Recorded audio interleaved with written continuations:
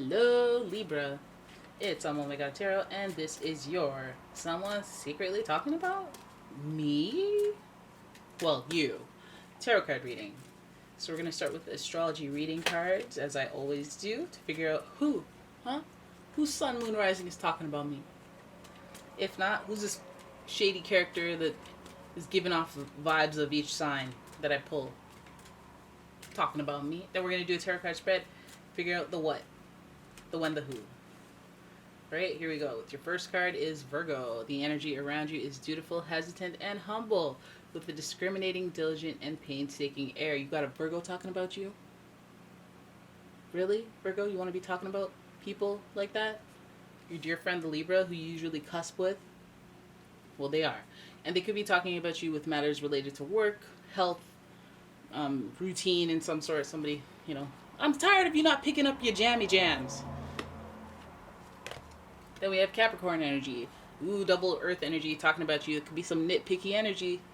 The energy around you is serious, materialistic, and hardworking. It bestows shrewdness and cautious ambition.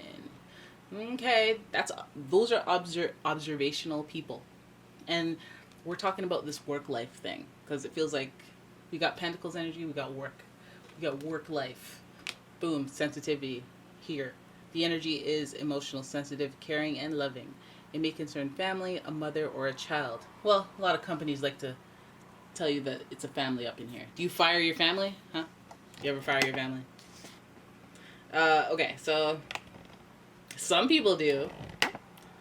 Okay, here we go. But would you ever cut off your family's means for sustenance? Yeah, I didn't think so. I didn't think so. Businesses should actually be called cults, because once you're out and you're not coming back. You dig? I want to use a different tarot deck. I want to shuffle from I'm looking at so many and I can't decide. Oh, let's go with the Wild Unknown. Normally I would shuffle before, so I'm gonna have to give it a good shuffle right now. Right here. Right, and if you wanna look into the Wild Unknown, I have this listed in my description somewhere. The Wild Unknown for your tarot reading. We're shuffling. We are shuffling for Libra. Trying to figure out why. Why is Virgo, Capricorn, Cancer energy talking about me? Feels like work.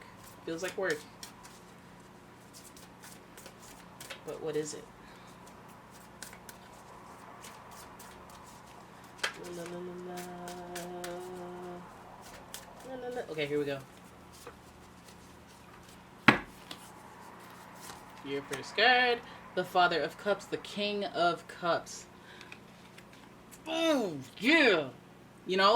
Because we're like, okay, feels like work, but then there's sensitivity, okay? And the Father of Cups, King of Cups, he is very, very disciplined. He's the boss. He's the head in charge. And yet he's sensitive. Yet he understands. Yet he's doing this for the betterment of everyone.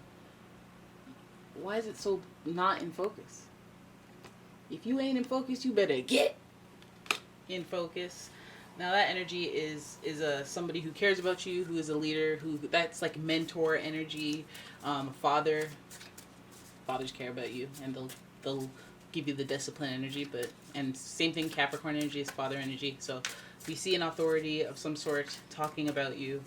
And listen, if you're my ally and you're talking about me, go at it. Then we have the Ten of Swords. Okay. Well, that took a turn. Then we have the Ten of Pentacles. Okay. Woo!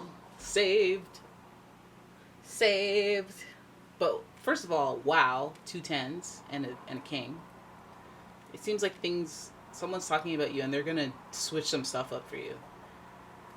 They're definitely going to, somebody's talking about you, they're talking big plans. Because we already have the mundane of the worker bee, the Virgo, the worker bee, who proves themselves in a workplace time and time again. And then we have Capricorn, who's usually the authority, the person who would love to employ a Virgo in the workplace. And we have that perfect dynamic there, mixed with a little sensitivity and a little bit of a I care about you energy. And we have the perfect formulation of somebody I want talking about me. the Father of Cups. Now we have the Ten of Swords, which at first I was like, you know, because Ten of Swords, what, you gonna strap? So you can stab me in the back? You can stab me right through my eyes like this calf or cow? Whatever it is, it's got a sword through the eyes. My God.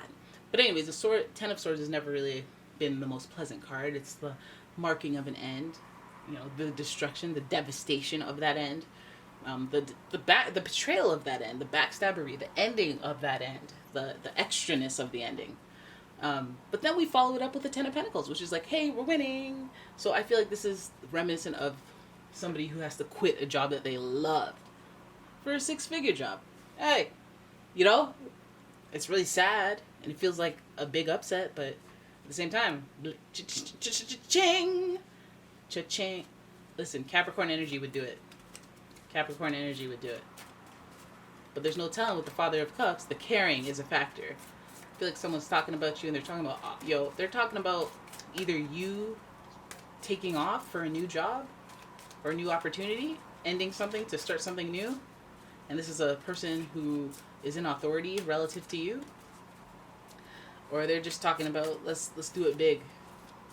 Let's do it big. Let's find some 10s to begin. We got some 9s up in here. We got the 9 of Wands. It's not so bad card. We have the 8 of Cups in reverse. Right? We're all at the higher end, eh? We have the Daughter of Swords, which now I'm just pulling for my life. Daughter of Swords, which is some gossip, and then the Ace of Swords in reverse. Okay, so we'll leave those over here. Over here.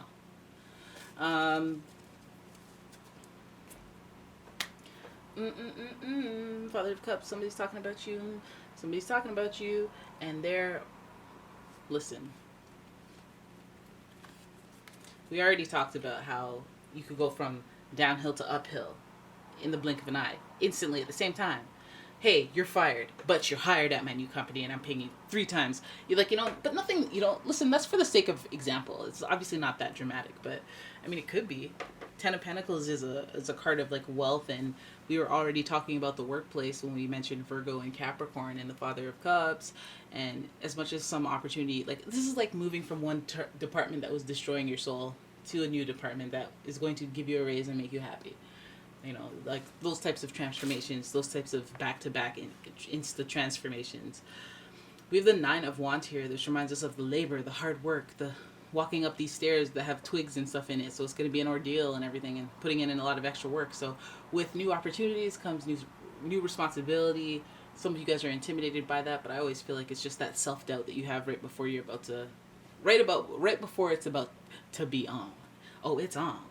I'm going to wear shoulder pads to work now because I'm important. But then you realize that you got it. You got to do that inner work thing that if your mom could tell you stuff, what she would say. She'd be like, you could do this. Whatever. Even if you can't, just fake it until just do it. Do it. All right. Then we have the 8 of Cups. I feel like this whole self-doubt thing, these two, self-doubt, some depression about it. Maybe laying awake, being... this person's talking about you, and I feel like maybe you sit in a place of anticipation. Maybe you sit in a place of like, oh, I know something's stirring. I can feel it. Intuitively, I can feel it. Like my sensitivities, I feel like it. And I feel like, can I deal with this all the time? Not knowing stuff and, falling into depression based on your own thoughts, or falling into overthinking frenzy. Worrying about gossip, just the shifting your thoughts back and forth. I feel like this person's talking about you. I feel like it's in a good way. I think it's like, if they're talking about you, it's like an elevation. Like, oh, look at the jump from this to losing to winning, or look at us honoring them for that. But I feel like on this end of it, this person that's secretly talking about you, I feel like this is like your reaction to it. Like, can I deal with the stress of always being talked about? And feel depressed, feel sad. Maybe, this, I feel like this is your reaction to it. I obviously pulled 2 extra cards. I was like, okay, well, I guess those needed to be pulled. And I go, on your side of things, I feel like it's like gaining confidence is the necessity. Not really listening to gossip, and maybe curbing your enthusiasm when it comes to gossip is the thing, because maybe then you wouldn't care about what these people are saying about you anyway. Because I feel like some people who care about you, at the end of the day, they care about you. It seems like they have some type of stable offering towards you. Let's offer you opportunities. Let's talk about you when you're winning. Let's talk about you when you're losing. But at the bottom of the day, end of the day, I have some genuine cares and feels for you. Father of Cups, I do right by you. I have some judgments about you, but I genuinely care about you. So these people that are talking about you, or this person that's talking about you, actually cares about you. So it doesn't really matter what they're saying, even if it's critical. I feel like they're looking at the long road. Maybe they're doing the coming of age story review of you when they look at you for how far you've come versus where you are and how great and how down you were, the challenges that you've had, the things that you've had to overcome, maybe the stuff that you still have to overcome right now, which is why this isn't reverse. They're acknowledging all of that. Hopefully they're communicating that with you, because I feel like, you know, if they're seeing it, it's probably something that you're wearing. And then the Daughter of Swords is the gossip. Maybe they think that you gossip a little bit too much. Always up in the little gossip, always involved. It always comes back to you. You need to shift your thinking on that. Ace of Swords is about inspiring new thought processes, starting new beliefs through controlled thought or deliberate thought, and, like, you know, shifting a way of thinking to something. Like, that's what happens when you have an epiphany or get like an aha moment. Like, oh, okay, I see things clear now. Oh, okay, yeah, it's clear to me. So how I carry myself is a little different because of it. So that's Ace of Swords energy, but this is in reverse. So I feel like there's a little bit of like, hey, you need to mature a little bit. Maybe they're talking about that. But it's all from a place of love and caring and wanting to see you grow, wanting to see you come out of whatever the delusions or not delusions, but the depressions or the sadness or the you not meeting your full potential because of whatever the obstacle you have. This seems emotionally, internally, maybe beliefs about yourself. You don't believe you're good enough. You don't believe you're, you know, maybe people look at you and they're like, you could be so much more if you just had confidence and carried yourself a little bit differently. And you don't know that, and they're not really going to say that because, again, coworkers, people who care about you, workers, not going to say that. You could recoil in horror and then accuse them of things, so it's not really worth that. But again, gossip, that's a little bit of immaturity, right? So you can't be real with somebody who's super immature. Fortunately, these people that are talking about you are on the father end of this, in a more authoritative area of this, more experienced area of this, and they're talking about you, and maybe they just want to guide you and see you do well. So that's always a good thing. You know, it may be harsh at times. You may be like, oh, I hate this, I hate everything, I'm depressed, I'm sad, I'm sensitive, I'm overly sensitive. But just know, you're overly sensitive sometimes. And maybe they're overly sensitive sometimes when they talk about you, or they take that sensitivity and into consideration when they're talking about you. It might still be annoying. It might still be annoying. It might be something to deal with. Might be a little immature, something to work on, work out. But I don't feel like there's any malice here. This person is talking about you, just being like, okay, well, let's talk about her. Okay, you should get mature. This looks like a performance review, if anything. Like, hey, let's do an evaluation of how you did this year, talking about you. I mean, that's not bad. That's like, hey, let's see. We want to see you do well. You know, let's give you something. Let's give you some help that will help you, you know, think differently and lead a more leadership lifestyle, or do something to enhance you in some way. Right? So that's a good thing. I like it. Anyways, that's your reading. I hope you guys enjoyed it. If you did, please give the video a thumbs up. Please subscribe to the channel. Please leave a comment. And if you'd like a personal reading, I would like you to check out the link in the description in my... Just scroll up a little bit. It's up in the description. umomgtarot.com. You can get a personal reading there. Check out my Etsy shop if you'd like some sacred candles, some smudging going on out there in these streets. And I will see you guys in the next one. Thank you so much for watching. Bye.